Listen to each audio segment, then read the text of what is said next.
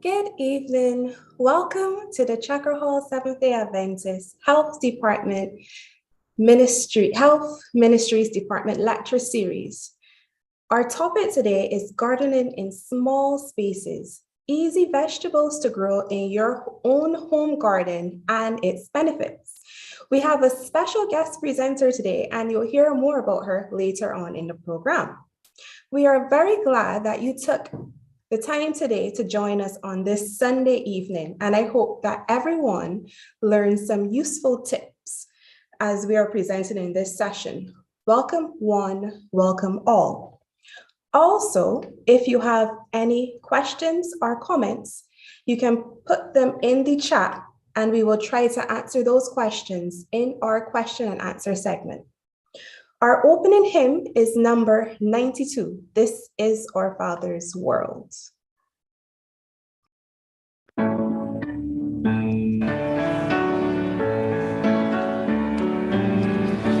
This is my Father's world, and to my listening ears, all nature sings and round it rings the music of the spheres.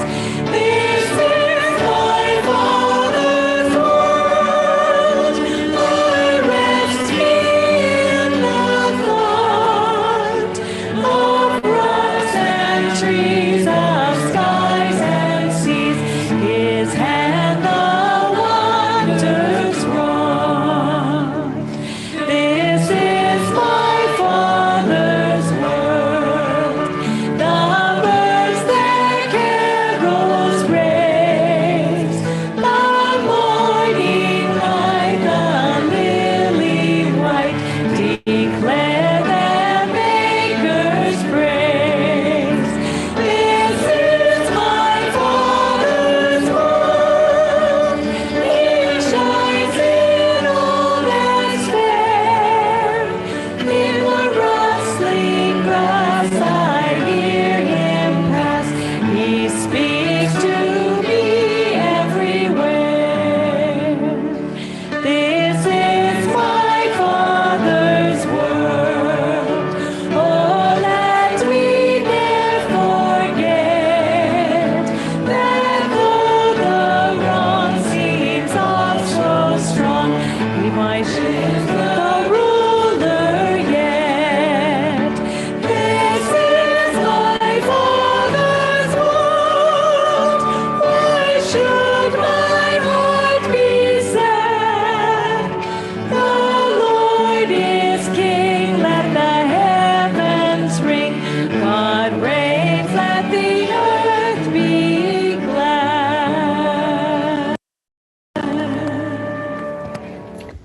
This evening's scripture reading is taken from Genesis chapter 1, verses 11 and 12. And God said, Let the earth bring forth grass, the herb yielding seed, and the fruit tree yielding fruit after his kind, whose seed is in itself upon the earth. And it was so.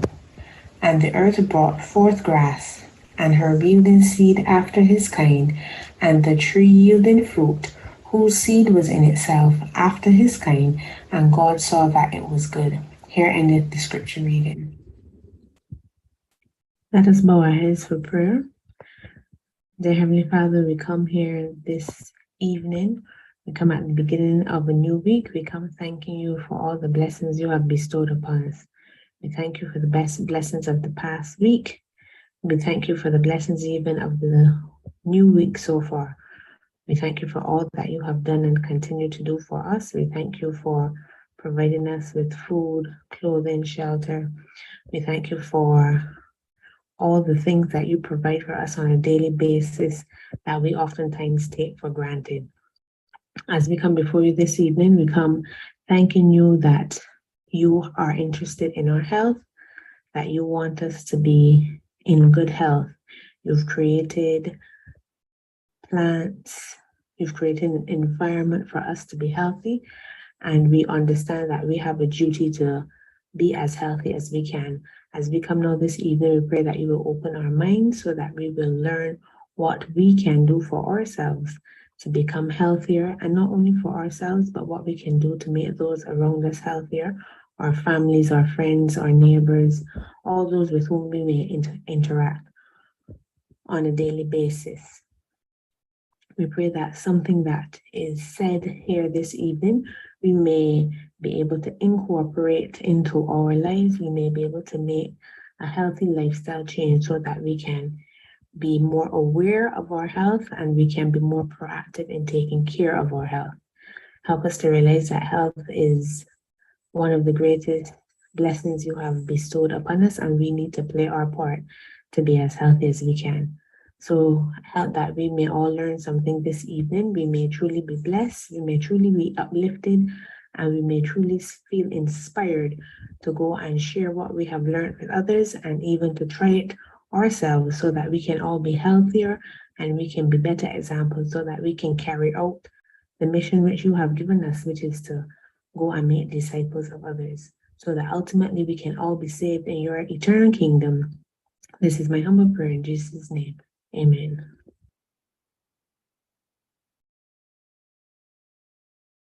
Good evening once again. We certainly want to thank all of you who have joined us this evening as we have another lecture in our health series, which we have been running over the past few months. This evening, as you know, the topic will deal around vegetables. The topic is entitled Easy Vegetables to Grow in Your Home Garden and Its Benefits. Now, over the past 2 years with COVID, I know there will be a number of persons who would have sought to go about planting some vegetables in their own garden and tending to them before the lockdowns and that sort of thing. And even others have sought to go about doing it as a way of cutting the amount of expenses on food on a monthly basis. You know that the prices of food have increased quite a lot, and it's another way in which we can save some money.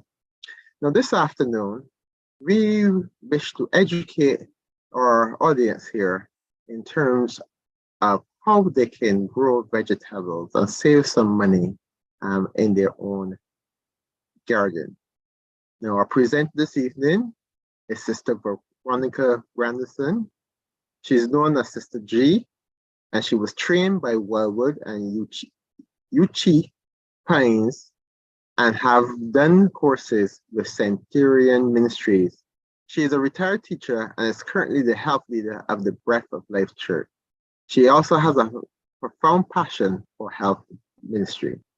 At this point in time, we want to invite you to give Sister Grandison your undivided attention as we hear from her on the topic, Easy Vegetables to Grow in Your Home Garden and Its Benefits. Sister Grandison, over to you.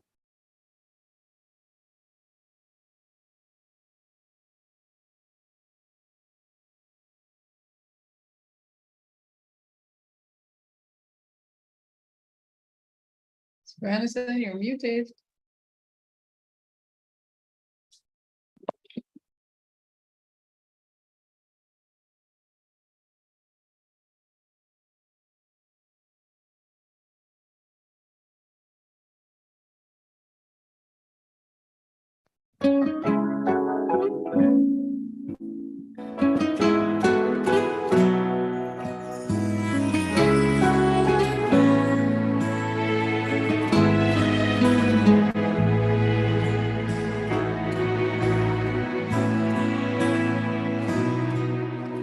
All things work for our good, though sometimes we don't see how they could.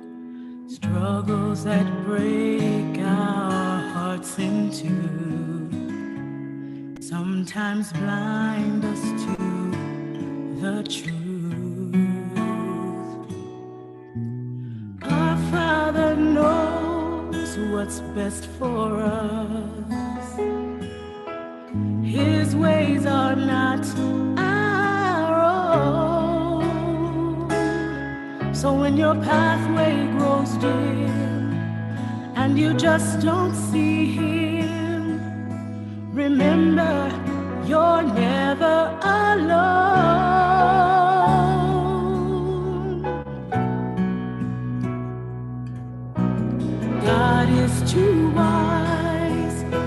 mistaken. God is too good to be unkind. So when you don't understand, when you don't see his plan, when you can't trace his hand, trust his heart.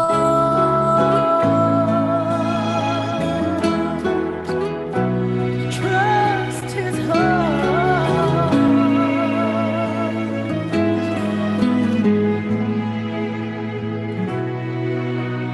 He sees the master plan, and he holds our future in his hand. So don't live as those who have no hope. All our hope is found in him. We see the present clearly, but he sees the first and the last.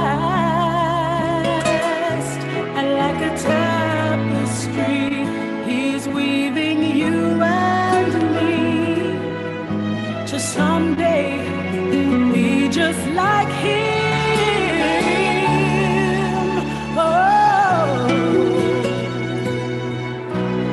God is too wise to be mistaken. God is too good to be unkind. So when you don't understand, when you don't see his plan, when you can't trace his hand, trust his heart. He alone is faithful and true. He alone knows what is best for you.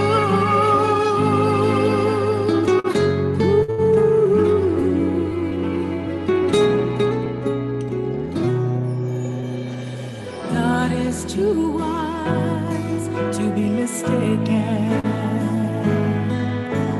God is too good to be unkind. So when you don't understand, when you don't see his plan, when you Request permission to share my screen. Trust his heart. I request permission to share my screen. When you don't understand, when you don't see his plan, when you can't trace his hand, trust his heart.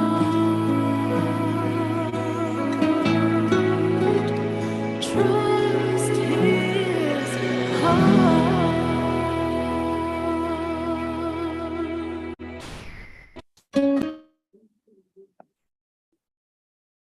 So I'm ready to share my screen. Can I do that?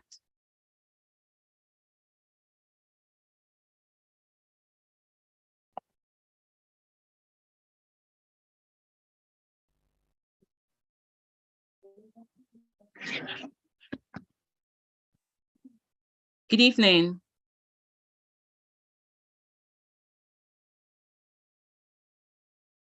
Good evening. We can hear you. Can you see my screen? Can you see my PowerPoint? Yeah, we can. Amen. Good evening, everyone. It's my pleasure to be with you this evening. And I want to apologize for that short delay.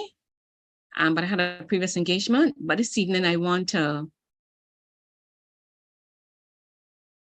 share with you in small spaces for food security and abundant nutrition. You see, at this time in history, we are living in strange times.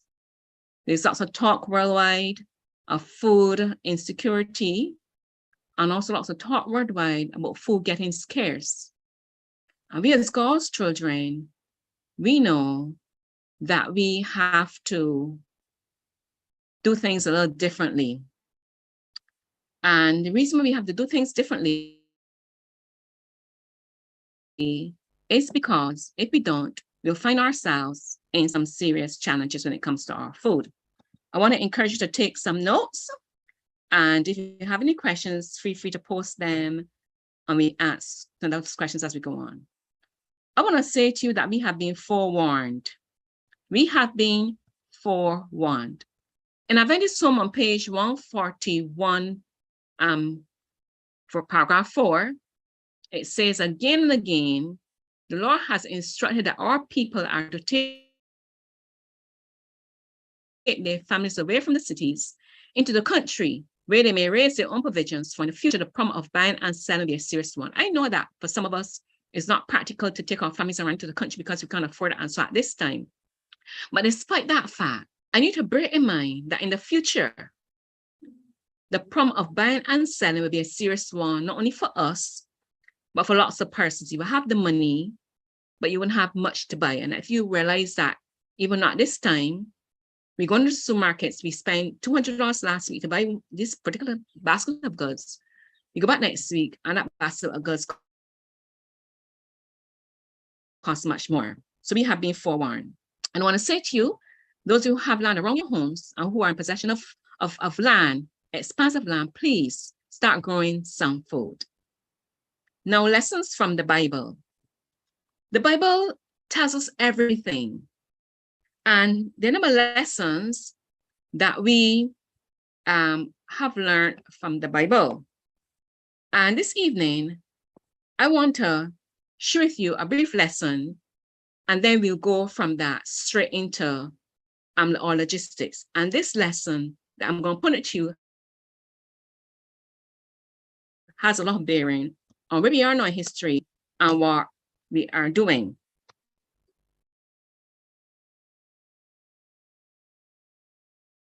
Now, if you go to Genesis 41, after this, immediately do that, verse 1 to 57, you know the story of Joseph. I just have a snapshot of it. It says, and Joseph said unto Pharaoh, let them gather all the food of those good years that come, and let corn and let them keep food in the cities, that the land perish not through the famine. We know in the Bible, and in Matthew 24, please go back and read that. We know difficult times are ahead when it comes to our food. I'm not saying it ahead tomorrow or next year or next week. I'm not date setting. But I know that in the future, difficult times are ahead when it comes to our food. And therefore, for those of us who have children, who have grandchildren and so forth, those young people coming after us, we need to prepare them to grow now and put aside some of that food, whether through food preservation or any other means, so that in the future, they will not perish as we go through the difficult times ahead. And that's a lesson for us to go and revisit, because there's some very interesting, pertinent information in Genesis 41, between verses 1 to 57, and also in Matthew 24, the entire chapter. Now, I want to begin by explaining to you what is gardening in small spaces. Now, you'll be surprised to realize that you can garden in exceptionally small spaces, very small spaces. And small space gardening is the art of maximizing the space you have, whatever space you have, whether it is a square mile, whether it is quarter acre, whether it is 1,000 square feet, whatever space you have, to grow a variety of foods that can provide balanced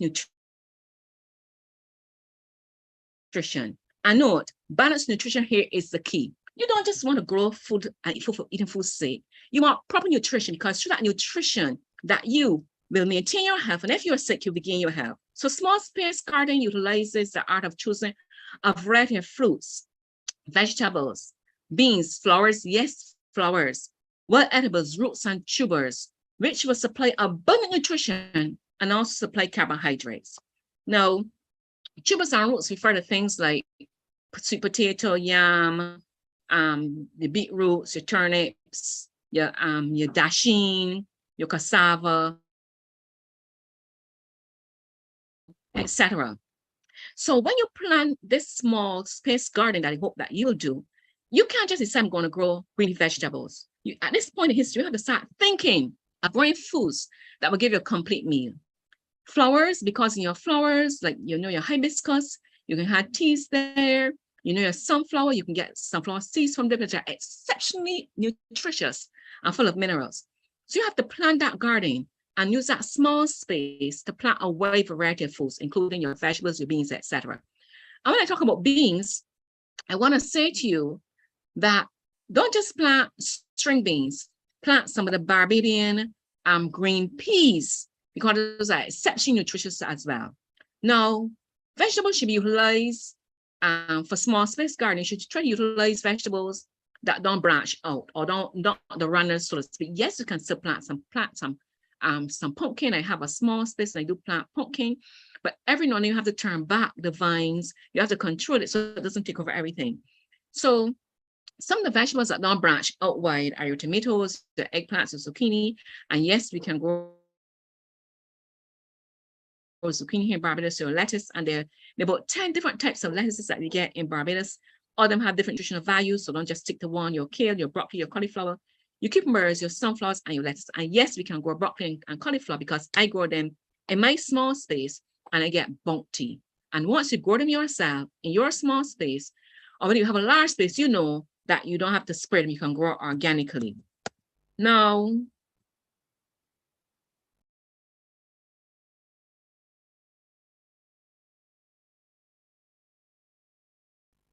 my slides don't want to move. I want to say to you also, okay, let me go back up. I want to say to you also that you need to have reasons for growing in that small space. And you may ask, what reason? Why should I grow in a small space? And I want to say to you that lack of ownership of a large plot of land should encourage you to go in a small place or a small space. As I said before I started, we are not all blessed with large plots of land. So we have to have reasons for growing in a small space, gardening in a small space. And one of those very important reasons for most of us is the lack of ownership of large plots of land. Also food security, making sure that I can feed my family. Also, you can enjoy an unlimited variety of foods that you can grow yourself. You see, when you grow foods yourself, as I said before, you know what is in the food. I want to say to you, if you're not into gardening, that when you grow your own foods, you enjoy a flavor and a texture and a superior product that the things you find in grocery stores cannot match. And I can tell you that. Also, too, one of the reasons for growing in small spaces is that, you know, we had the COVID emergency, you know, for why we were shutting out, locked down our houses.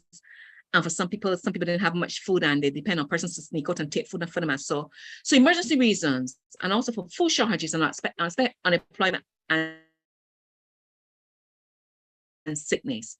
You see, once you grow in your small space and you have an emergency and you have something in your garden, you can still eat. And if your neighbor has something and your neighbor, you know, you have a good relationship, you can share and you can still eat. And that's important. You can also save money.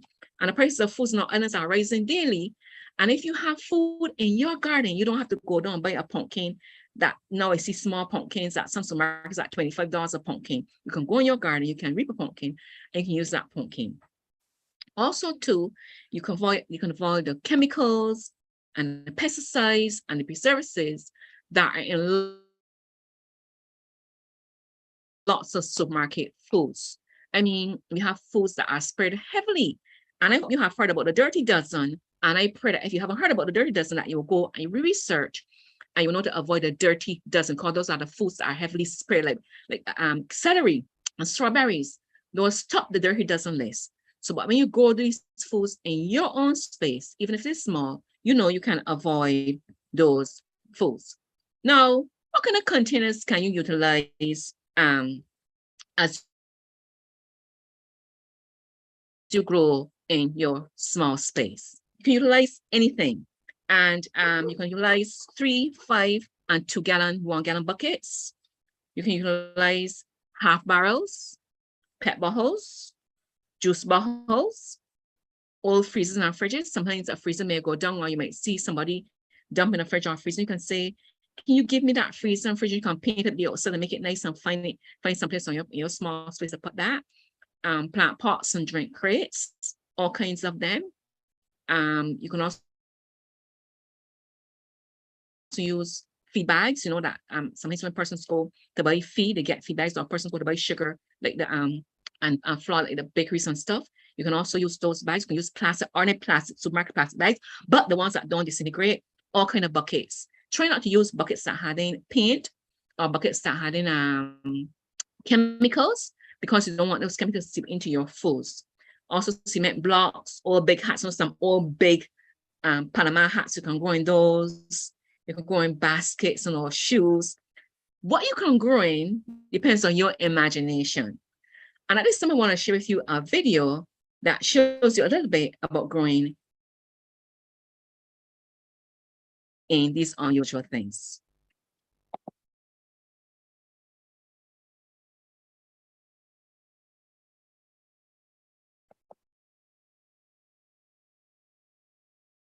Okay, I'm going to stop sharing so I can share my video.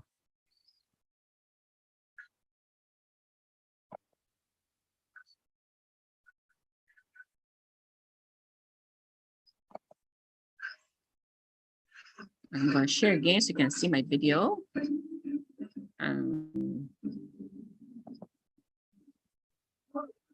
Share.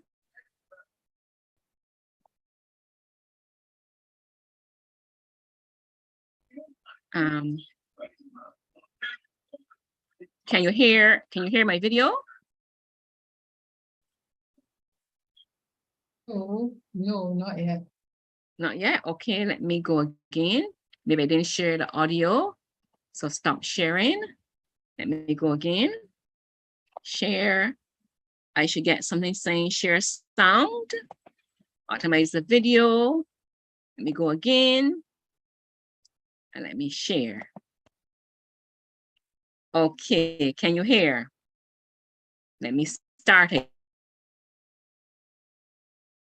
Into the space you have, while containers of all shapes and sizes are a fantastic and often highly attractive way of doing it. Here are 4 projects that are big on taste and style.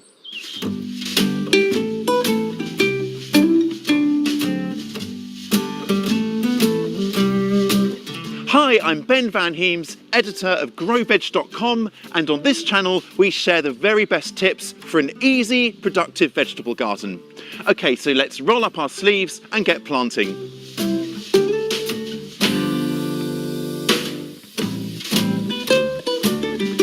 Let's begin with this simple project that transforms a handsome old wicker basket into a salad bar positively bursting with greens.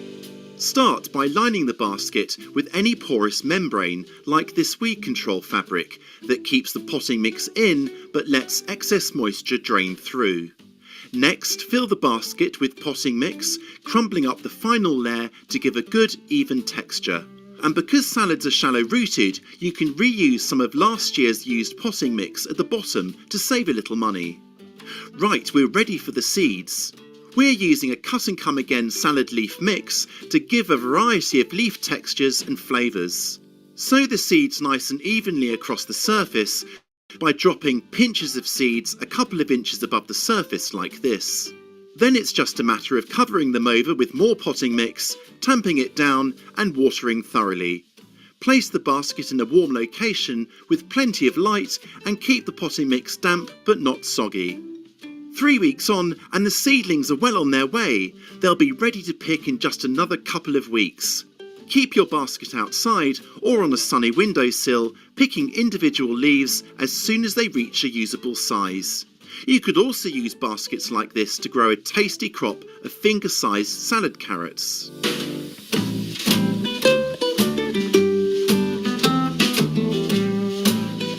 I absolutely love pea shoots. They're the epitome of fresh and one of the very quick salads you can grow, with the first cut ready within just 3 weeks from sowing. If you've never tried pea shoots before, please do, because they actually do have a superbly fresh pea taste. Now, shallow trays like these, this is an old mushroom tray, are perfect for growing pea shoots in because they don't have a very deep root run. First off, line the tray with more of that weed fabric. Be sure to push it right into the sides and corners, then fill with potting mix. Once you're done, trim off any excess fabric flush with the tray to keep things tidy. You can jumpstart germination by soaking the pea seeds overnight in lukewarm water. And don't waste money on expensive seed packets.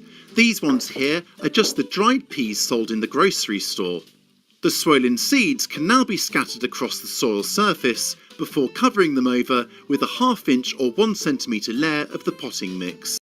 Give it all a good water, then move to a bright, warm place to germinate and grow. Cut the shoots just above their lowest leaves to encourage the plant to reshoot and give a second cut.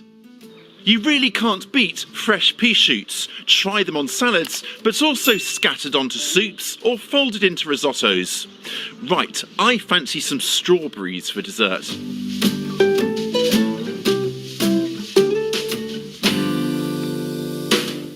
This sweet and succulent strawberry tower uses 3 terracotta pots secured by a central bamboo cane.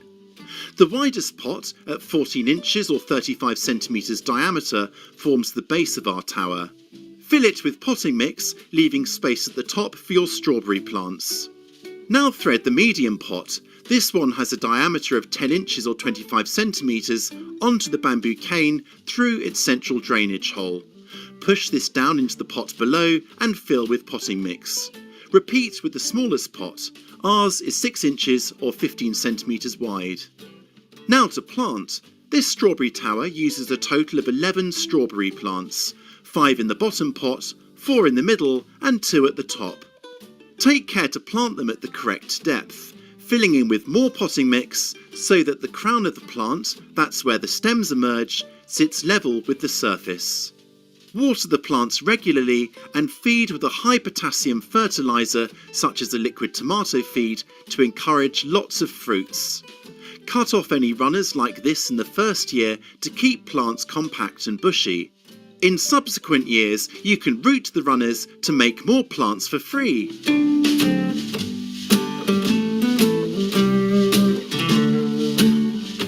Now how about this handsome repurposed palette? It's a great way to display a selection of herbs to pick whenever they're needed.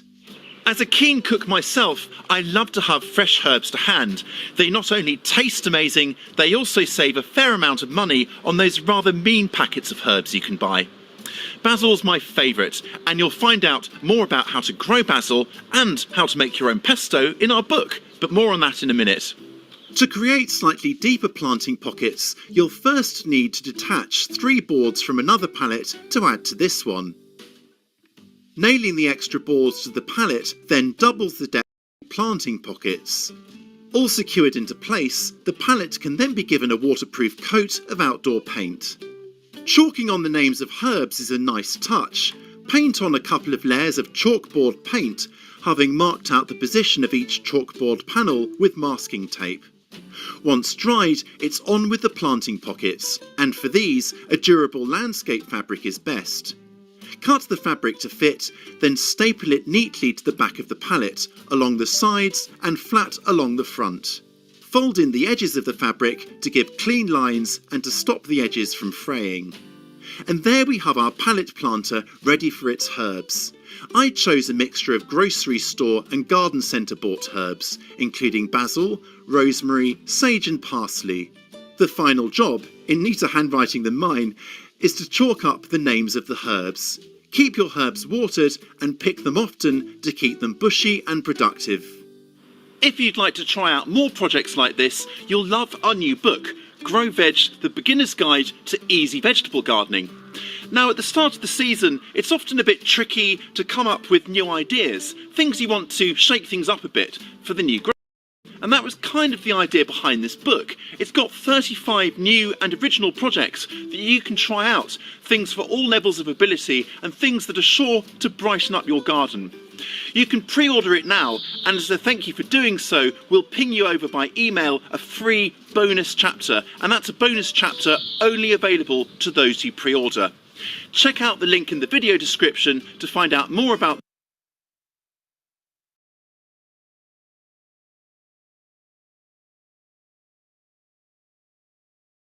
No, So we're watching the video. And now you continue seeing the PowerPoint.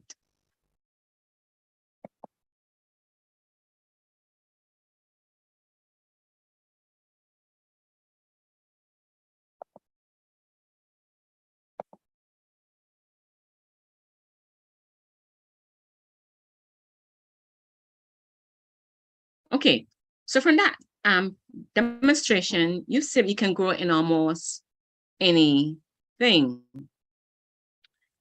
So don't be afraid because you have a small space not to grow your food, because you saw that he had some very interesting containers in the basket and he was able to plant some food. Okay, now let's go on.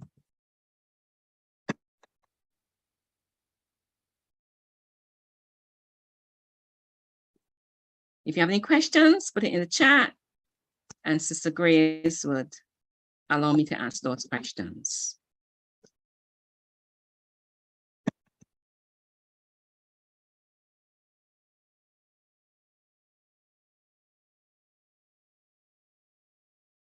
Any questions before I go on?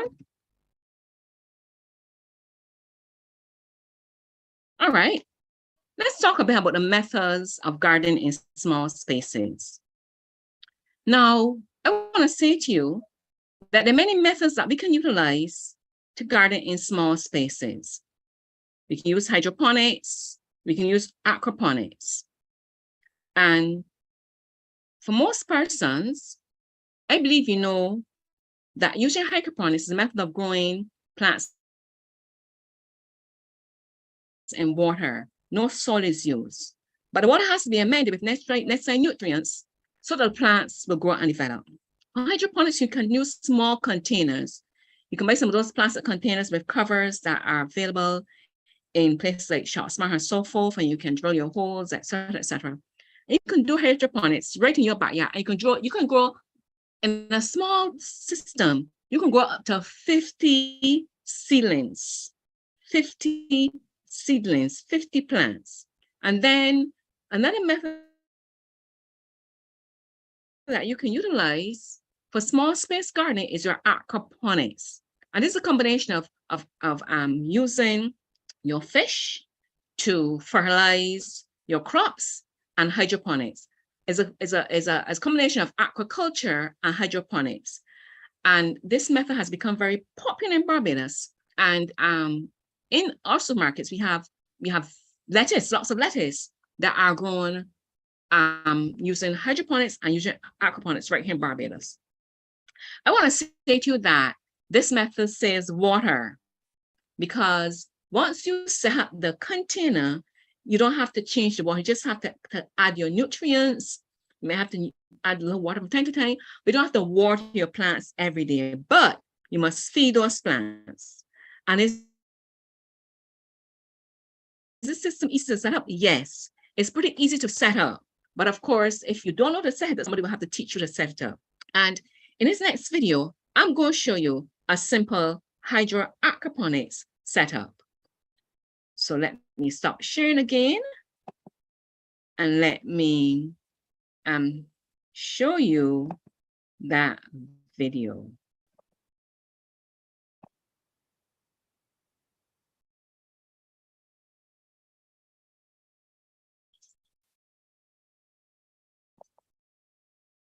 Very simple.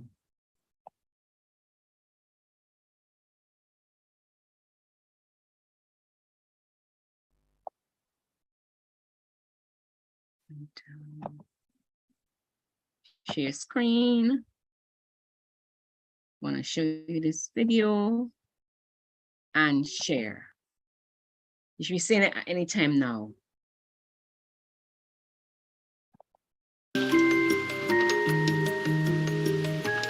This is certainly one of the more unusual veggie gardens that I've visited. It's the driveway garden of Brian Bullock, a mad keen hydroponics grower. Hydroponics is growing plants in water without soil, and the fertiliser is added to the water. Obviously, it's growing well. Yeah, it's really productive because the fertiliser is in a liquid form, so the plants are able to take it up, and it's optimised to the particular vegetables and what they need, and even at different stages of growth. Brian is growing all sorts of produce on a very small footprint, which has allowed him to overcome a lack of garden space for a traditional veggie patch. What are the advantages of growing hydroponically compared to soil-based gardening? Well, you don't need a garden. If you've got a concrete block, you've got only a small area on a fence or something like that, you can utilise that space. You can grow vertically. You're saving on water. You're using 20% of the water you would use in a traditional soil garden. You're saving on fertiliser. Because the fertiliser is contained within the system, it's not leaching away into the water table. You're using it fully. And you get accelerated growth because the fertiliser is blended to target the plants just what they need, nothing more, nothing less. So they're always at optimum. As you can see, these leaves are perfect. If the plants aren't growing in soil, what do they get their roots into? Okay, we just need to hold them in a media. In this case, I'm using expanded clay, but you could use gravel or perlite or vermiculite or a rock wool block. And just need something to anchor the plant in to hold it there. And that won't break down? Yeah, inert and stable. And so, people use pea gravel, or that's very cost effective, or this expanded clay, you can reuse this, just wash it out and reuse it over and over. Brian's hydroponic garden is a classic DIY project. Made from found and second-hand parts, it's very low cost. The main thing to keep in mind is to use food-grade parts and regularly check the concentration of nutrients and pH level in the system so that plants are getting exactly what they need to flourish. Take a water sample. Brian checks his daily. Which is around about 6. That's perfect. There are a number of growing methods to explore as well. This setup is called the Dutch bucket method. Take us through the basic process of a system like this. Okay, so you've got a reservoir or a drum of nutrient solution, and then we're pumping it up through this black line here. I'll put 2 drippers in each bucket, and then it returns through the tap hole in the bottom. And in this case, we've layered it, so we're utilising that water again for this system, and then this returns and down into the drum, and it just pumps around. Are these containers easy to plant up? Very easy to plant. If you want to help me, we'll plant this one up now. Okay, I'll grab this. I'll just use this net pot to screen the hole. If you could just pour some stones in there, sure, please.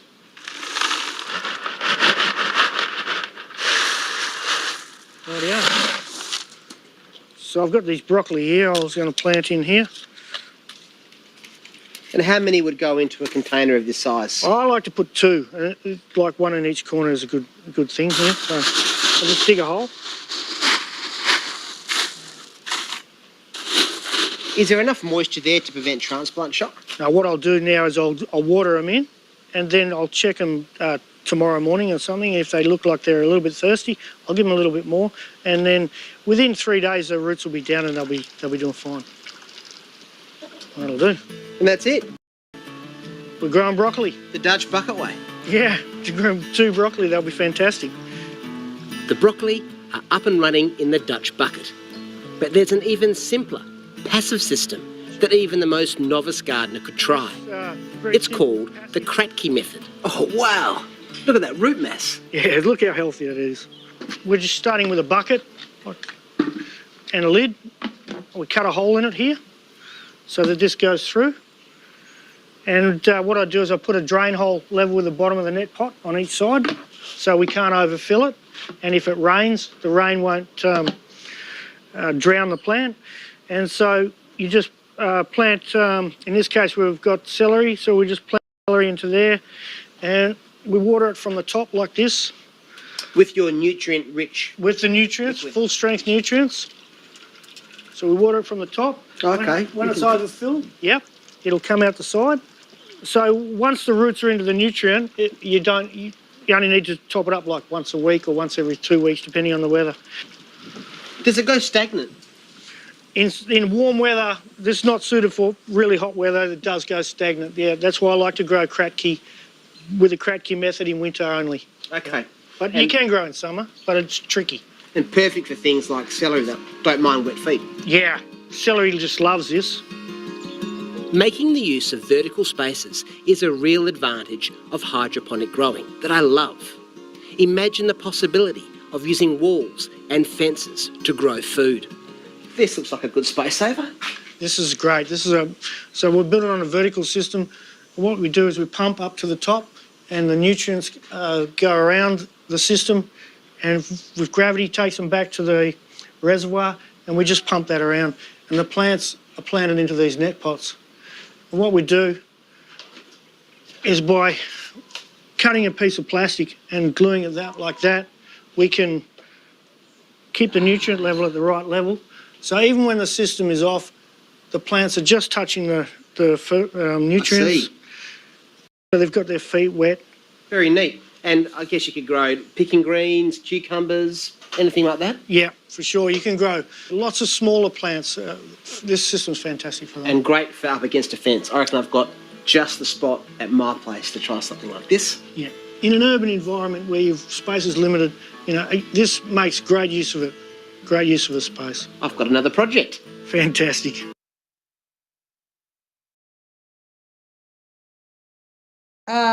Right now we have stream unavailable. I'm not sure why. Yes.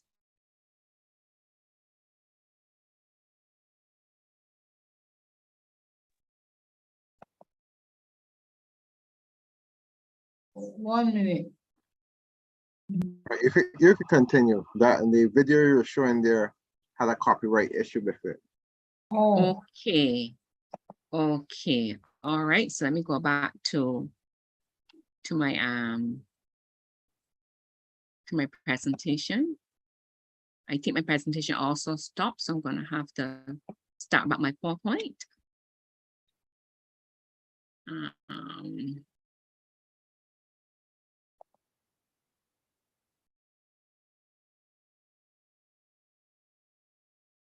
I've shared it so many times before and I never had that problem. Okay. In a minute.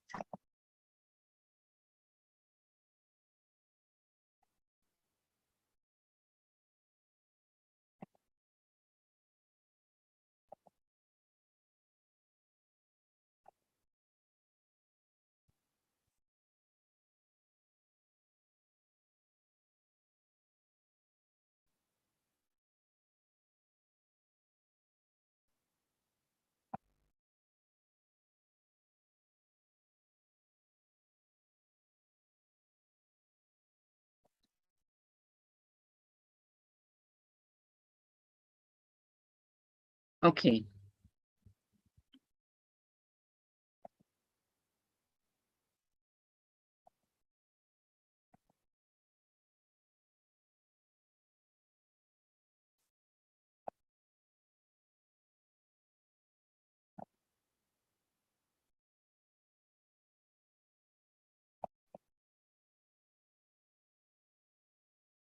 All right, so let me share my screen again. All right. So we're looking at methods for small space gardening.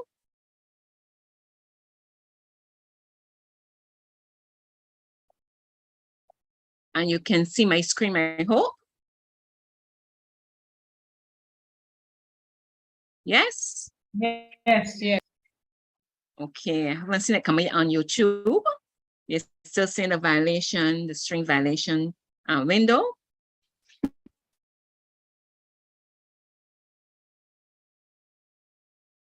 Okay, so methods of small space gardening, you can also have our raised beds. You can have square foot gardening, and we can have upside down gardening. And here in the bottom picture is where you can see persons are growing upside down. So instead of the traditional where we grow, they have two kinds of plants in one bucket.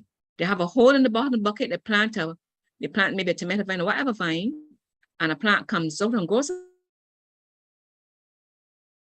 at the bottom, but also at the top, they plant herbs and so forth. And then at the top, you have traditional raised beds.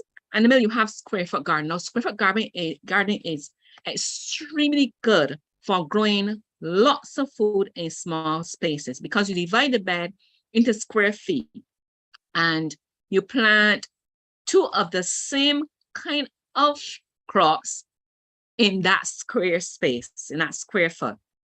I learned this method at UG Pines, and I can tell you that they grow lots and lots of food in the square foot, each square foot. So that's the method that we can also have around our home now, and it's pretty easy to maintain.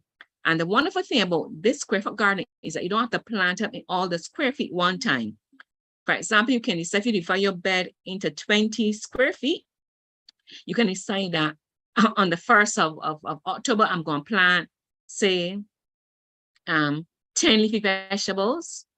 Well, 20 leafy vegetables, but in 20 of the slots, remember you have 20 square feet. In 10 of the slots, you can say you're going to plant 20 seedlings, and then maybe 3 weeks later, as those seedlings begin to grow, you can plant another 20 seedlings. So we call that succession planting. So that when those first set have 20, you're eating those set, you have another set coming. So there's another method for your planting in small spaces. Now, I want to say to you that a very important thing you must note is that if you're going to plant in small spaces, your soil is extremely important. You have to start with good quality soil. You see, in most cases, the soil that you have in your backyard or the dirt you have in your backyard is often compacted, is also starved of nutrients.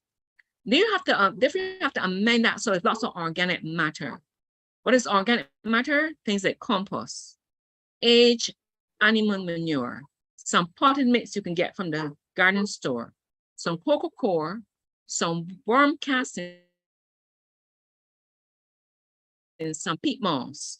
And there are lots of other things that you can use around your home to nourish your soil. For example, right now I'm preparing a bed in my garden. And what I'm doing, I'm digging and burying my food scraps. As I peel my fruits and vegetables, I'm burying my food scraps in that bed, in various parts of that bed. And when I bury my food scraps at a particular place, dig a hole, I put in those food scraps, I take some white lime and I put over the food scraps to stop the scent. So I won't attract any rats or so. Then I cover that and I leave that. So I'm doing that now with a particular bed. And when I'm ready to plant, the nutrients from those skins and that garden, that kitchen scraps, no meat, because I don't use any meat in my home. It's mostly plant-based things. Eggshells, if you use eggshells, can also work if you use eggs.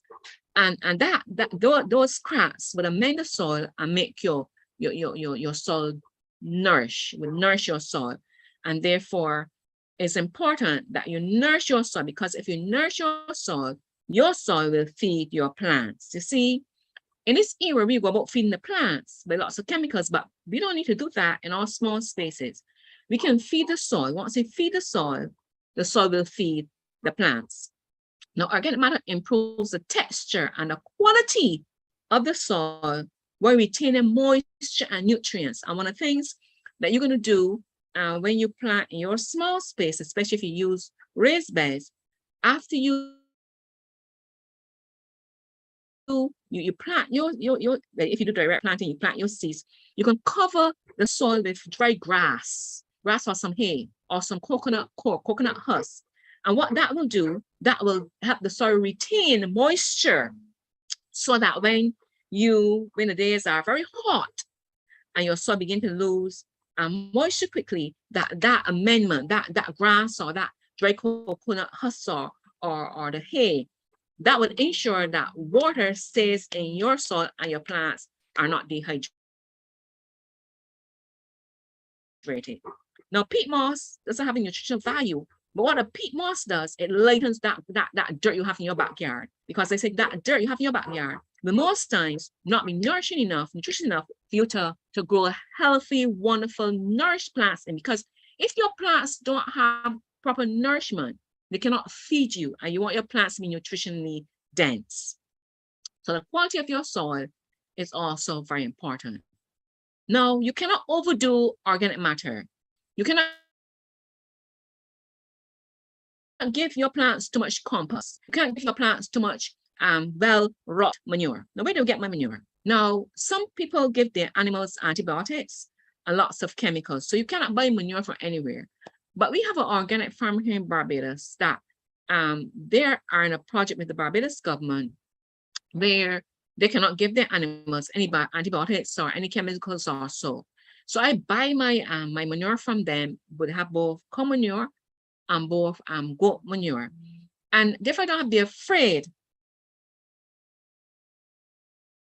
to feed my plants with their manure. I'm going to pass that address of the place over to Sister Grace so she can share it with you if you want to. But for some of you, you may have friends that raise chickens or that raise animals and they're not giving any chemicals also. And you can ask them for some of that manure. But the thing about your soils, you have to amend it. And you cannot overdo organic matter. With organic matter, your plants have they have strong root systems and they're nutritionally dense. And your projects are just amazing. They go huge and they're just amazing. Now, even in containers and small spaces, every plant needs NPK, your nitrogen, your potassium, and your phosphorus. They have to have those things in order to grow. And they also need trace minerals. And I have the trace minerals there listed on your screen. Therefore, when you amend your soil, when you give your soil all the food scraps and the compost and so forth and that you make from your food scraps in your home, your crops will get all these nutrients and your crops will feed you. They will give you bounty. Now, I want to mention some important points that you should know. Grow foods that are expensive in the supermarket. So when you decide to plant your small space garden, go in the supermarket first and look to see the crops or the foods that are extremely expensive. Right now, we have dragon fruits. Don't know who even know dragon fruits, but one dragon fruit is $12. We grow dragon fruits in Barbados. In some places, one avocado is $8.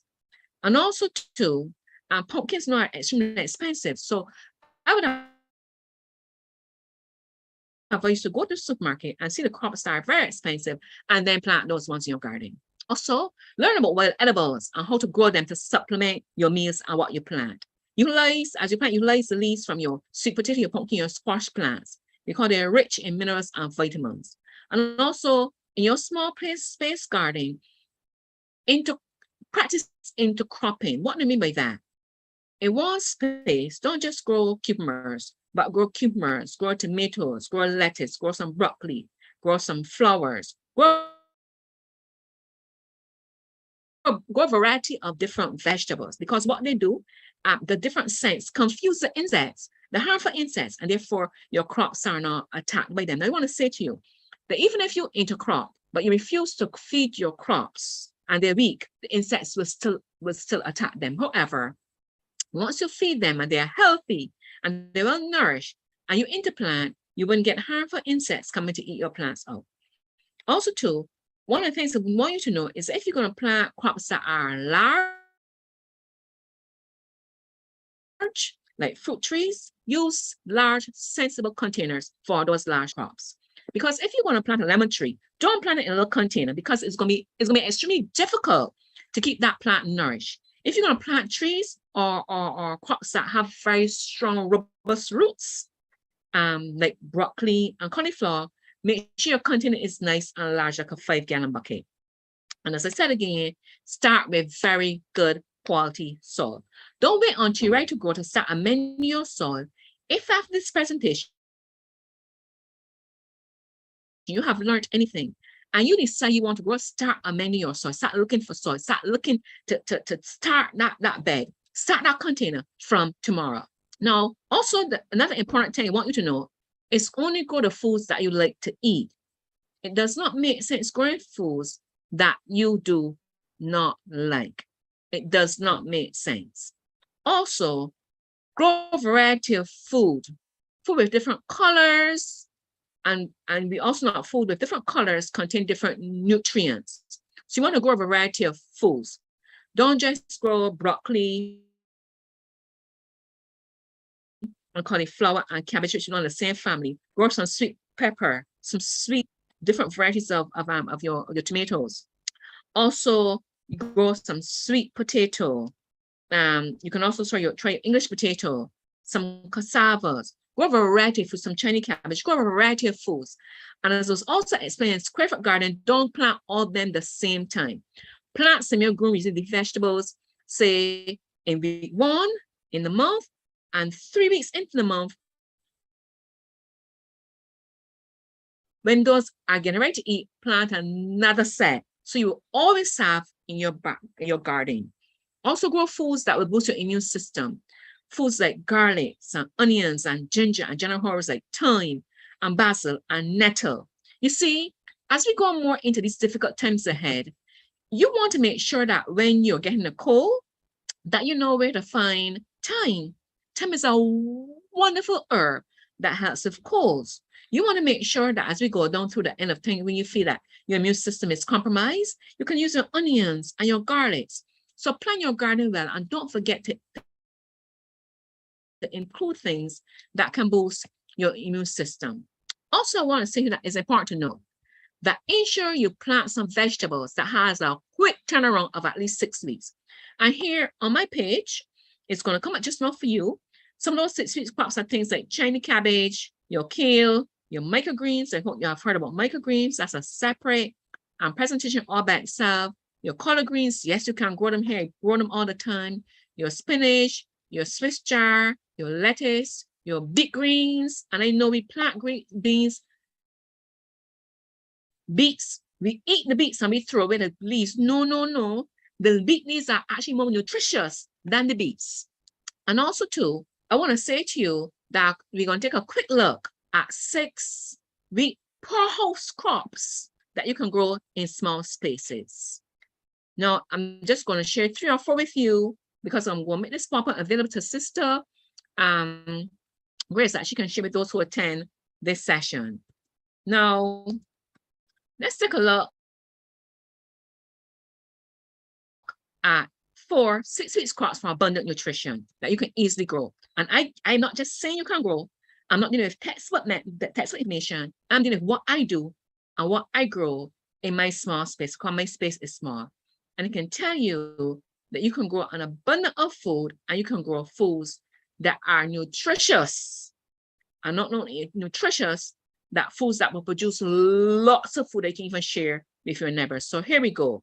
The first of those 4 crops. Now, and I'm going to look at nutrition of those crops. I want to first start with kale. Kale is considered as the most nutrition-dense vegetable on the planet due to its many vitamins, minerals, and antioxidants. Now, I want to say to you on this forum that if you ever heard about bhaji is what we call West Indian kale, because bhaji, dollar for dollar, can rival kale anytime. But kale is considered the most nutritious dense vegetable on the planet. And yes, you can grow kale in Barbados, and you can grow a variety of different types of kale. We have about 6 or 7 different types of kale available in our stores that sell seedlings. But I also want to say to you that if you go into many of the stores that sell seeds, that you can get lots of different variety of kale seeds. Now, here you see the nutritional content of kale. You see 1 cup, see 7 grams of raw kale gives you vitamin K, it gives you vitamin A, it gives you vitamin C, and vitamin daily value or daily amounts you need. So we say that for just 1 cup of kale, you can get 6.84% of your daily value of vitamin K, your vitamin A, and your vitamin C. I say that that's impressive. And I want to say to you that that this information came from this site that I have below.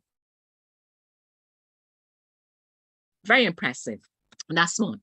Another one is microgreens. Now, this is a course in itself, and we're going to launch at Breath Life a microgreens course in a matter of another 2 weeks or so.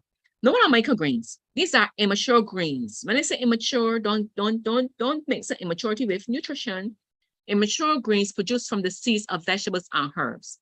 They grow typically 1 inch to 3 inches, but despite their small size, they're full of color and flavor and nutrients. They're not new. They have been grown for lots of years. But I find in this time that we're living in, they're becoming more popular.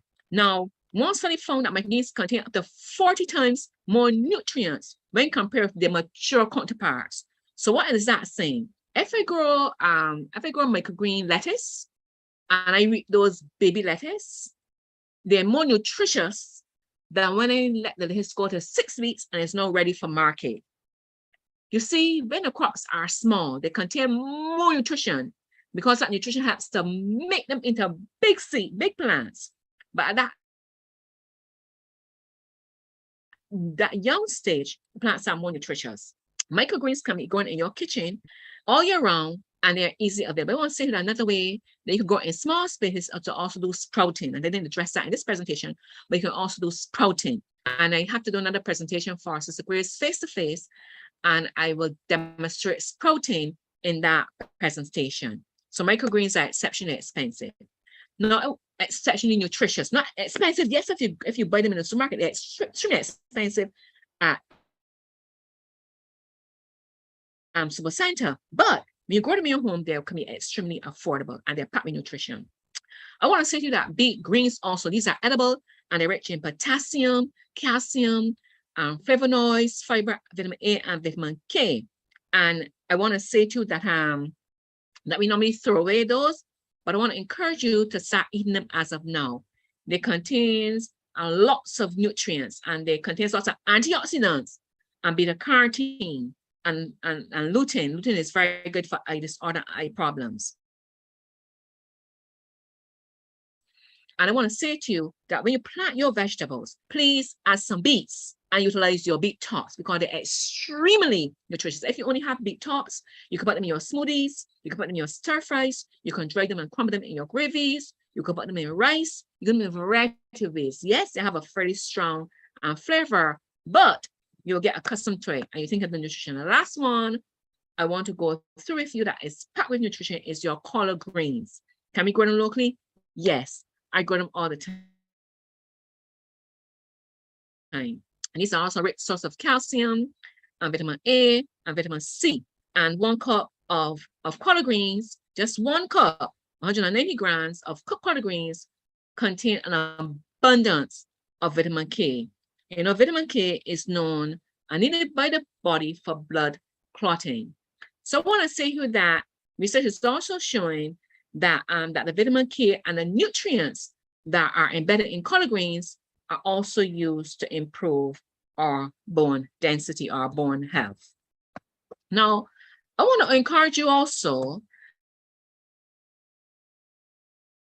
that while you cultivate your small space gardening, also cultivate some wild edibles. As a matter of fact, you'd be surprised that once you begin to put good manure and good compost in your space, in your backyard, wild edibles are going to just come up. Why they're going to just come up? Because sometimes, as in case of veggie, as the animals are fed feed, sometimes they're having the seeds, and when you get the manure, like the nettle seeds and the veggie seeds, these crops grow in your garden, so you don't even have to plant them.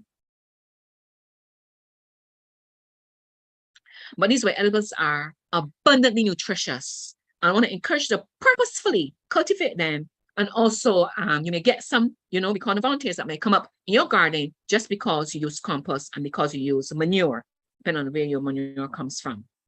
And I'm just going to go through quickly before we end some of the nutritional value of some of these wild edibles. I want to sting a nettle. And if you look back at the picture, your picture there in the far right, the far left, that's nettle there. The one in the middle is dandelion, and the one at the end is badgie.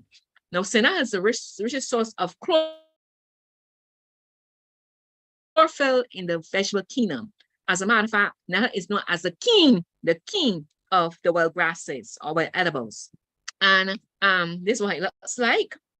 You know, as stinging nettle, does it sting? Yes. But there are ways that you can harvest it, and ways you can use it that it wouldn't sting. As a matter of fact, if you harvest stinging nettle and put it down for up to 6 hours, it loses its sting. And I'm sure that you have seen nettle tea in the supermarket, and it's extremely nutritious. I want to say to you that nettle also is very rich, is as rich as kale and spinach, and it contains vitamin A, B, C, and K. It's also rich in magnesium and calcium, iron, phosphorus, and potassium and sodium. And I want to say to you that you can use the leaves in your salad, or you can utilize your leaves and take away the sting. Just let this steaming or boiling. The leaves you can do them in stir fries in your pasta and so forth. And you can also use the dry nettle leaves in teas. The thing about it is that if you're short on nutrients and you have nettle leaves and you dry them and use them in tea, they supply abundant nutrition to your body. And I want to advise you that you should even now see if you can find some nettle seeds or some nettle seedlings, and you should begin to cultivate them because they're extremely rich, extremely rich. And another dandelion, and I will show you what it looked like just now. And I want to say to you that dandelion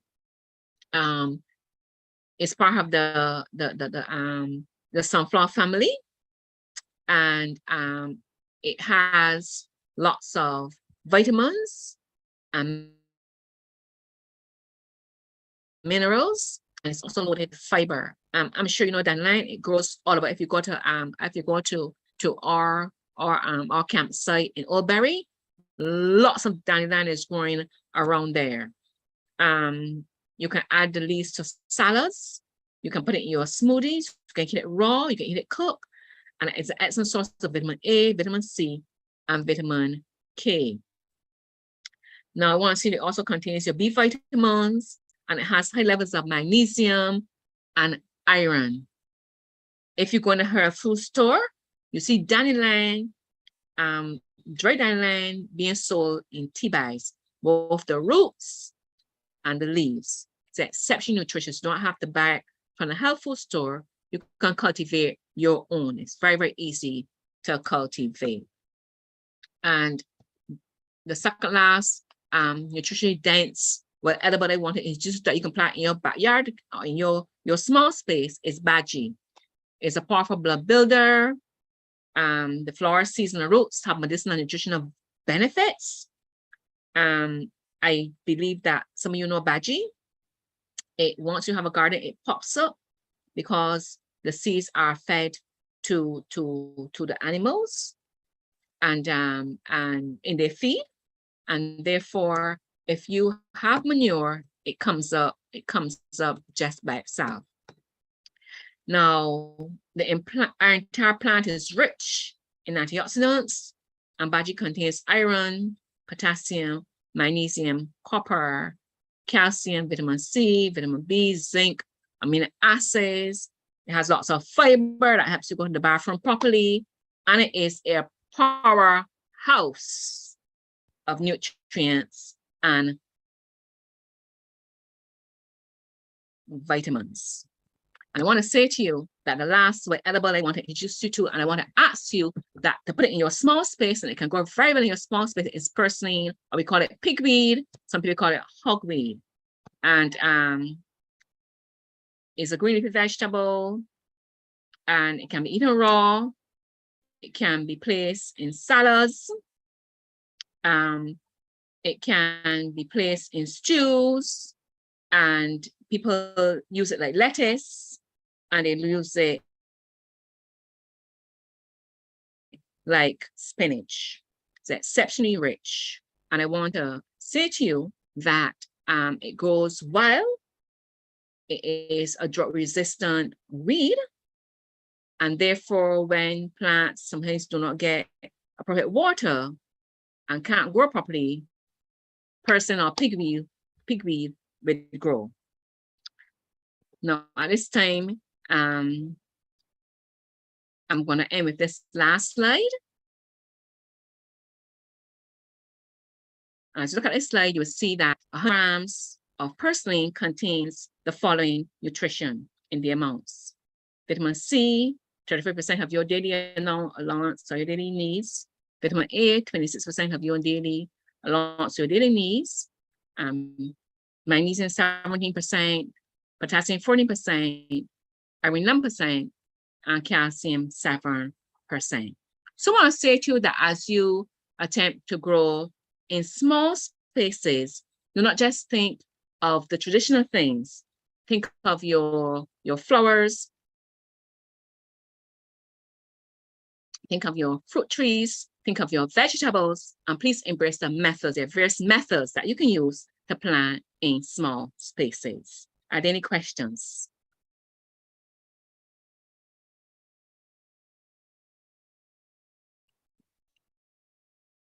One question that was asked of me, and they're asking if you've ever tried the hydroponics method, or if your garden is the other one, the normal one. Yes, as a matter of fact, I taught before COVID. I would have taught a course in hydroponics, and yes, I've tried it, and I have taught my students in that batch. We would have done the entire course, but we would have stopped. But we finished the course and then we stopped because our numbers were extremely high. But I have students who grow hydroponically that I've taught, and yes, you know, I have tried the method. I have seen it in operation. Matter of fact, as part of that course, I would have took my students to a hydroponic farm in Barbados so they could see it in operation, in full operation. So yes. And right now I'm planting my garden, and I'm cleaning up and planting my garden, and I have a container there set out that I'm going to grow all my lettuce, because I find that lettuce doesn't like lots of heat, and we are fairly hot, and therefore I'm going to plant my lettuce. All the lettuce I'm going to do for this season, I'm going to use hydroponics to plant my lettuce. I have everything needed ready, and I'm going to start that hydroponic bed. And that'll be cautious. So I'm going to use your rainwater because we have an abundance of rainwater, and I'm going to use that rainwater to prepare my hydroponic container. And I'm going to use a quacky method because there are different methods. Okay.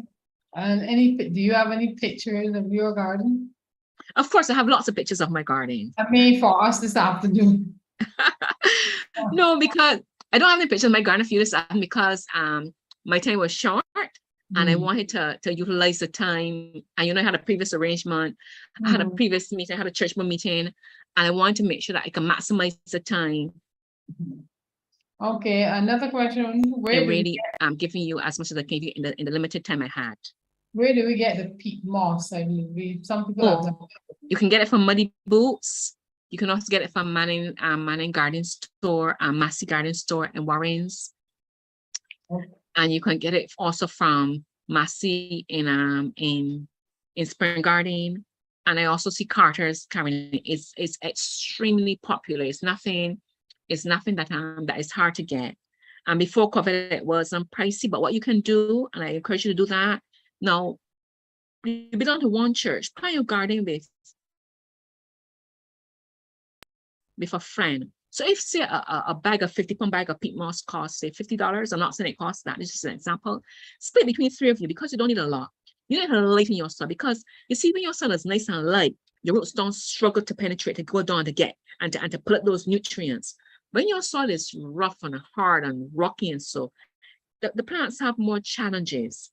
And in your small space, you want to make sure you give your plants the best chance to survive, to get bounty. So you can get it from those places. Beg your pardon? I on the line. Sorry, another question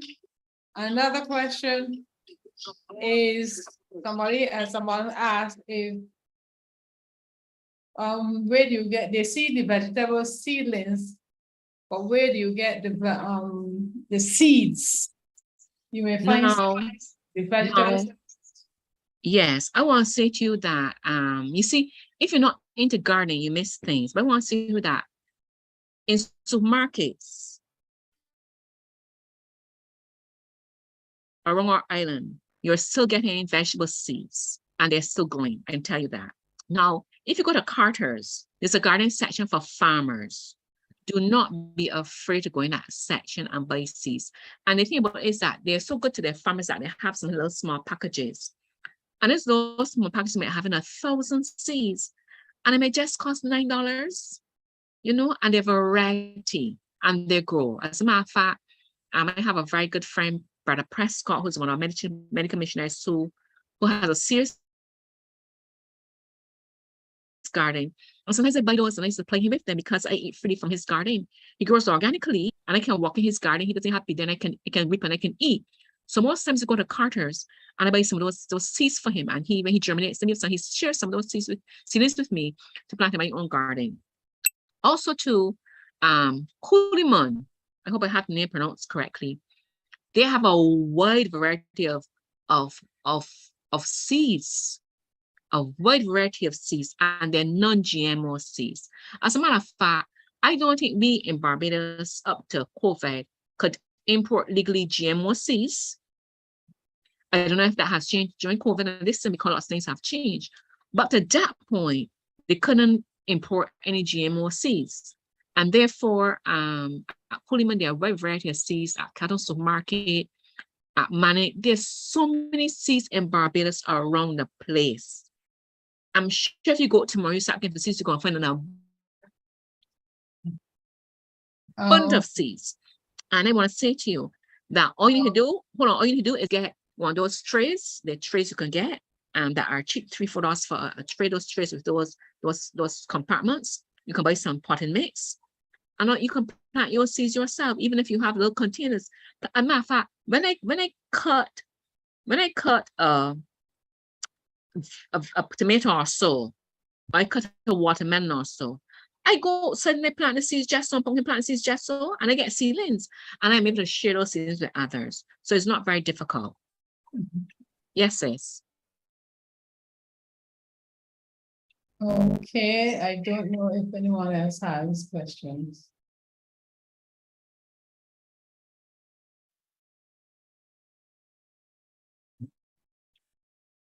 I want to ask a question then. Can you find out for the group how many persons have a garden? How many persons have a garden that's going right now? We were talking about online in the persons on the YouTube chat. People will have to indicate. Yes, yes.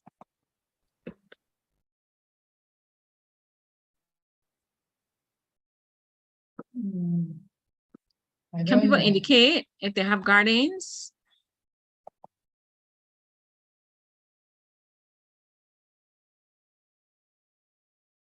Can people indicate if they have gardens? Okay, I don't see anyone indicating, so I don't know if that means that they don't have gardens, the ones who are here.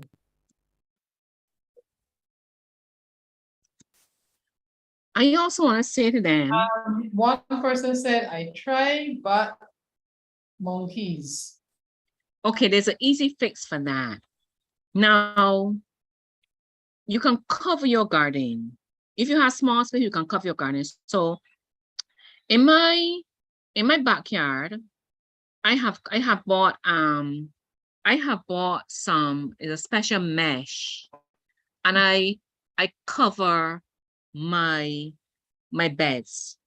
So even if they come into my yard, they cannot get my food. Now I have a small space outside the front outside of my house, and I had planted some tomatoes, and I had wonderful plum tomatoes. I had some abundance of tomatoes. I'm going to tell you what I did to get those. And I realized they were coming to eat my tomatoes, but once I was home and they come early in the morning, I got in my car and I began to blow my horn. And once you begin to blow your horn, it confuses them, and they ran. And one morning I blew my horn, man, they ran up the poles and they jump on the lines and they were dancing and looking to fall down, all kind of thing. Also too, if you take the neem leaves, and you blend the neem leaves in a smoothie, and you place that whole smoothie liquid in a bucket with some water, and you let it ferment overnight, and then you sprinkle that all around. You could strain it, and you don't have to strain it if your garden is far, your small is far away from your house. But if it's just in your backyard, you strain it. If not, the neem, the residues will have a flies, and you sprinkle that water around your garden. They do not come. I practice that. Other farm also practice that. But cover your gardens. You can cover your small spaces, because I also do that. It's not hard. And the material you need to cover isn't expensive either. You can buy some netting. You can cover your small space. But if you have a big space now, that's where you're gonna have to probably do a little greenhouse, a DIY greenhouse that will keep away the monkeys. And I see a friend, what she does, she have fruit trees. And you see how my screen, you can also plant your fruit trees in small spaces. I have a friend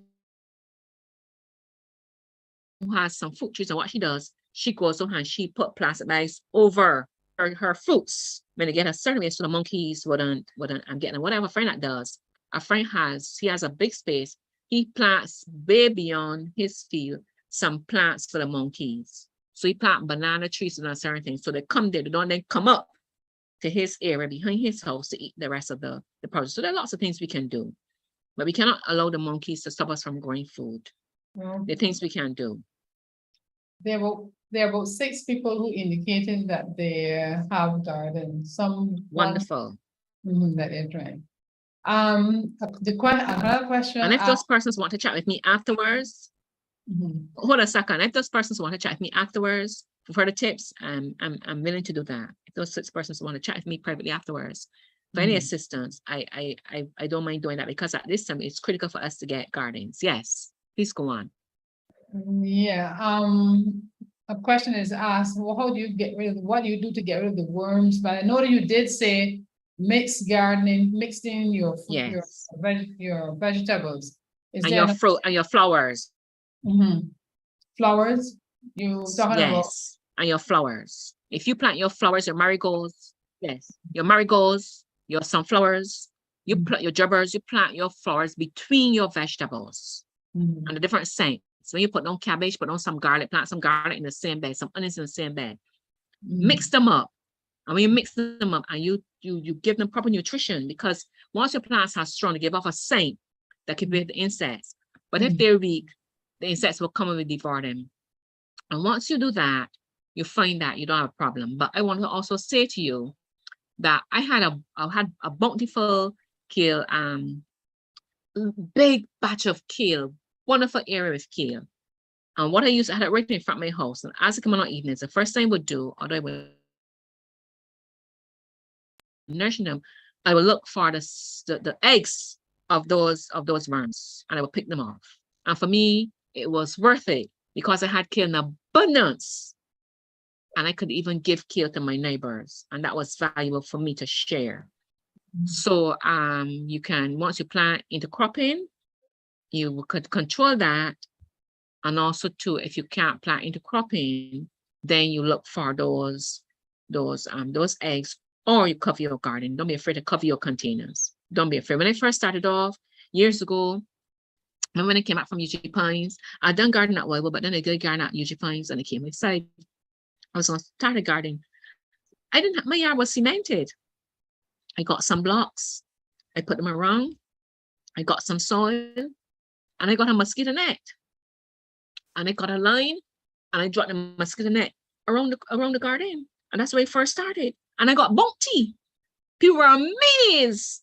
That was going, I measure I must say a picture. I measured a kale leaf one day, and it was 18 inches long. Oh, that small space in that small garden, with that mosquito net. And I did that until I was able then to build a little greenhouse, and then move on to even have a little thing in front of my house. I did a bit with some PVC pipe, and it's covered. So all around me, I've made changes, and I only have a small space. Does that answer your question? Yes, it does to some extent.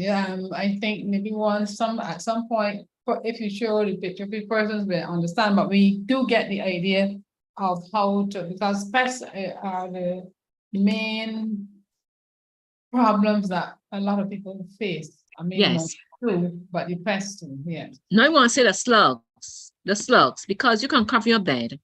And once you have a lot of rain, the slugs will come back. Carters have an organic slugget, not the chemical one. This is the organic one. And what I do, although the site can go in here, so what I do, I put a piece of card throughout my garden and I put some of that on it. And I tell you, the slugs don't come. Because it keeps them away. The smell of it keeps them away. And if they come, it kills them. Now, before I knew about that one, I would go out at night and I would take them and I would kill them at night. That's what I would do. Right? But it's a special organic one. It's not too pricey either. And I use that one now. Because once you have, what I said I'm going to do I have a bed? I'm preparing, what else I'm going to do? You can also cover your beds with roll cover and do your holes. Roll cover. Roll cover. That's a black kind of material. It's called roll cover. And it allows water to penetrate your soil and you can cover your beds with it. And then you can cut out holes. And just those holes, you put your seeds in those holes or your seeds.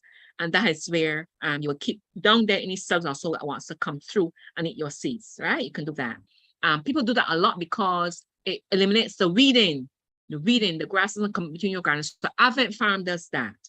And when we taught the course, how to grow, we taught that. And at the side of my house, I had pumpkins growing. I reap pumpkins so that I grew 25 pounds. All of this covered with roll cover. So when I do my runners, so I don't have all the bush ones. For example, I don't have the bush coming up to compete for the nutrients. So it's called roll cover. Okay. And you can go online and Google roll cover, or go online and Google gardens using roll cover. And there are lots of videos and lots of information there that you can see roll cover being used. But I haven't found it use roll cover. Roll ROW cover, roll cover. Control the weeds and the slugs. Now I want to say to you before I finish, I just want to say that you can grow your fruit trees in containers because you don't have big space. Does not mean you cannot grow your fruit trees. You can grow your fruit trees also in containers. Right now, I know people that have avocados in containers for gallon buckets and those big half gallons. I know people that have mango trees in containers, lemon trees in containers, etc. So you can grow trees in containers, but I want to warn you, if you're going to put a tree in a container, you must feed that tree constantly. And one of the best ways of feeding that tree is giving it a lot of compost from time to time, lots of aged manure, and also compost tea, canned manure tea. Most of you might not know what's canned manure tea, but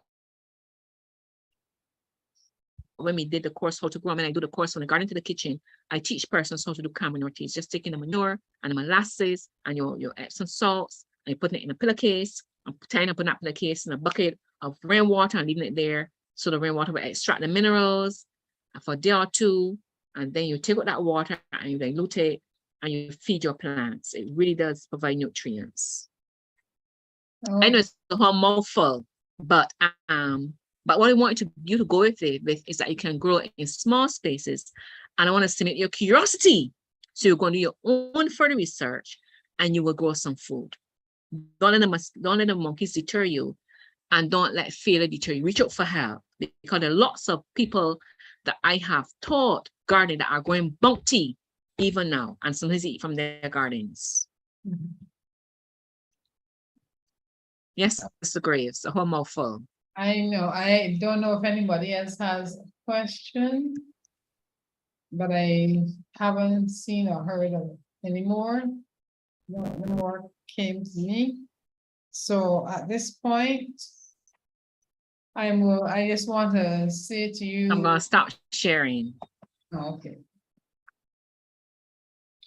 All right. At this point, Sister Grandison, I just want to say to you a very hearty thank you on behalf of our health department, our pastor, the members of our church, and all of the online persons who came to listen and to view what you presented.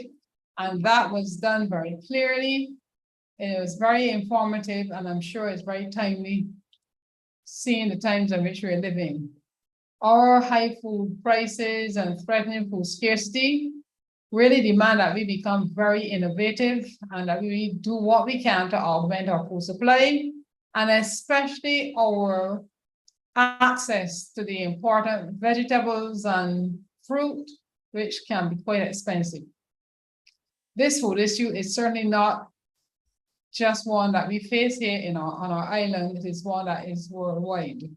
So growing some of our own organic produce will not only be an economic gain for us, but it will also benefit us in our health, and both help us to get the nutrients that we really need to boost our immune system. To our audience, let me say, use the information, start your own gardens, small, medium, large, use whatever space you have, and you might find that it may be quite enjoyable and satisfying pastime or hobby, which may develop into something more. You never know. Encourage your children to become involved. Start with just a few seedlings of lettuce or kale.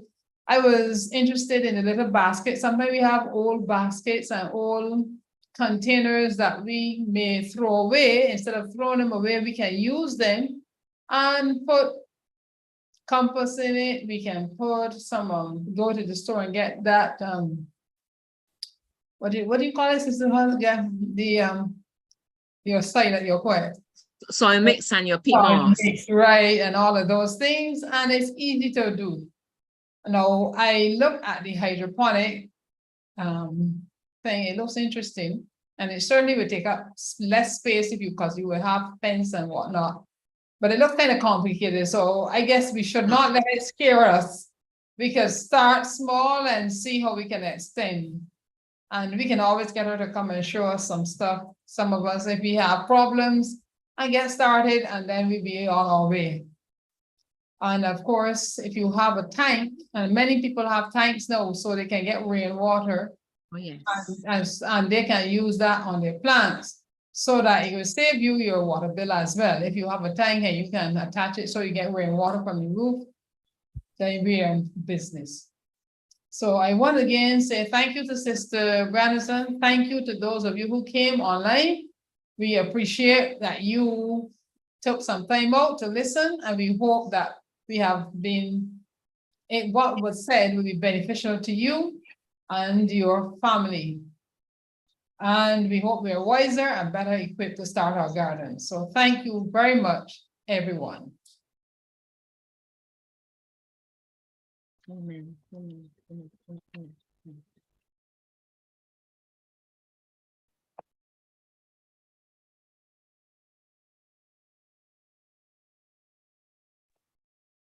We're going to have our hymn now, and then we're going to have one of our assistants, Dr. Rachel, she's one who started, she will pray for us at the end.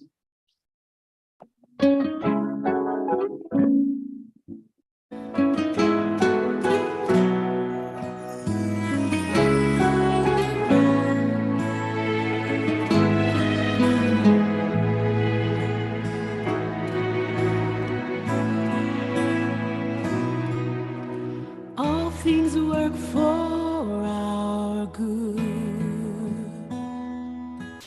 though sometimes we don't see how they could. Struggles that break our hearts in two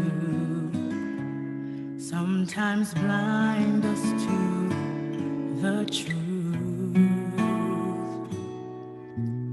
Our Father knows what's best for us.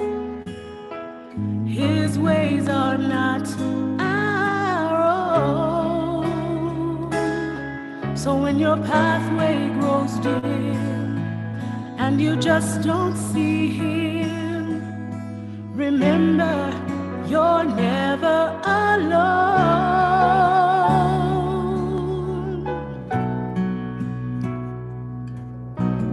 God is too wise to be mistaken. God is too good to unkind. So when you don't understand, when you don't see his plan, when you can't trace his hand, trust his heart. Trust his heart.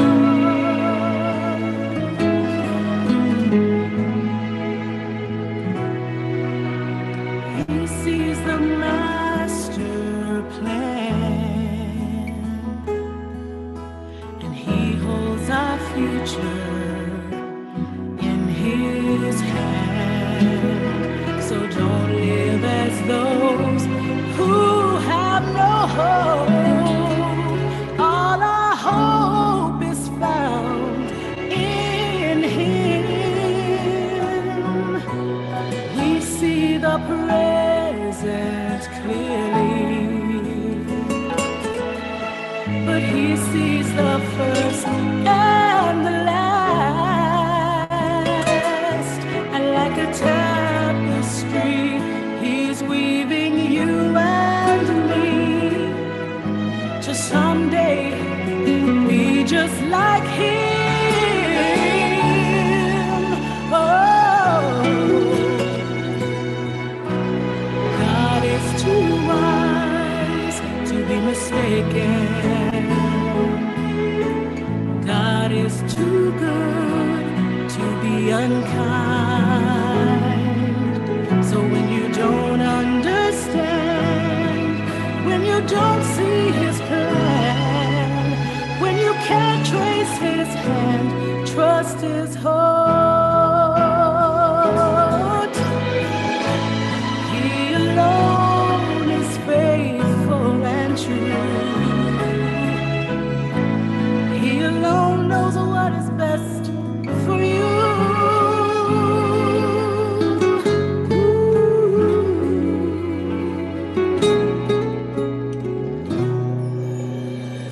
God is too wise to be mistaken. God is too good to be unkind. So when you don't understand, when you don't see his plan, when you can't trace his hand, trust his heart.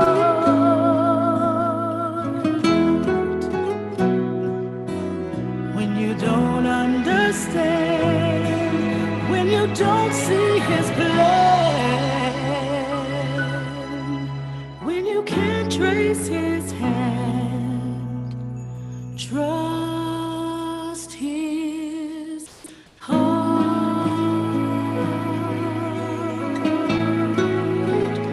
Trust his heart.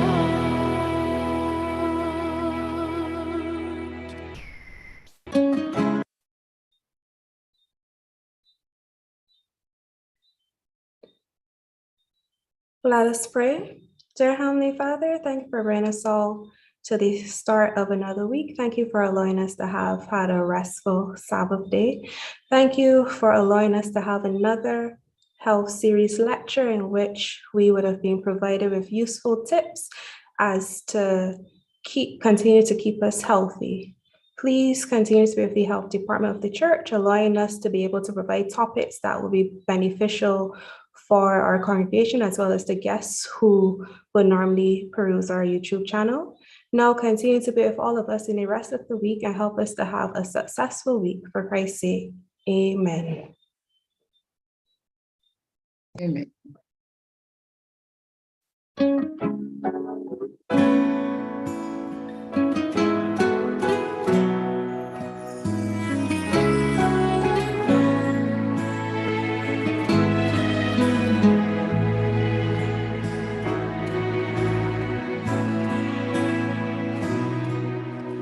All things work for our good, though sometimes we don't see how they could. Struggles that break our hearts in two. Some sometimes blind us to the truth. Yes, my dear. Our Father knows what's best for us.